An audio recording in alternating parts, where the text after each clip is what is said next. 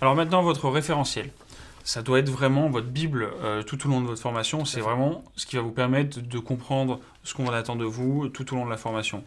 Alors, votre référentiel, c'est vraiment là où on va décrire les activités type. Donc on a deux CCP, enfin deux activités Deux activités types, effectivement, qui sont vraiment importantes pour vous, les négociateurs technico-commerciaux, c'est-à-dire déjà élaborer une stratégie commerciale qu'on va appeler omnicanal, en fait, différents canaux, pour un secteur géographique défini ou pas d'ailleurs, parce qu'on sait qu'aujourd'hui, avec Internet et avec l'internationalisation du commerce, vous pouvez aller à divers endroits, mais dans l'absolu, surtout peut-être au début de votre carrière, vous serez sur un secteur géographique défini. Alors du coup, là-dedans, on va vous demander plusieurs choses. Oui, alors bien sûr, on va retrouver déjà toute la partie veille commerciale et analyse du marché. C'est des choses qui sont primordiales, c'est-à-dire que vous allez avoir à la fois la partie SWOT avec l'analyse macro, micro, et ensuite de ça, il va falloir vraiment organiser un plan d'action commerciale tout autour de cette analyse. Notamment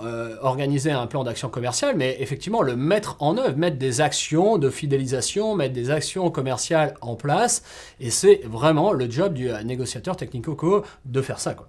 Oui, ensuite on va vraiment faire un bilan de toute cette activité commerciale et un compte-rendu, et ensuite, derrière, essayer de trouver des axes d'amélioration et voir comment on va faire pour améliorer tout ça. Exactement.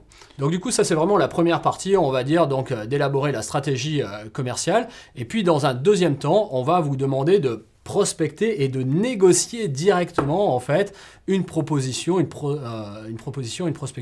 commerciale. Du coup, vous allez être amené à basculer dans la partie vente en tant que telle, notamment avec de la prospection peut-être à distance, mais aussi sur un secteur géographique donné, et d'aller chercher de nouveaux clients dans un premier temps.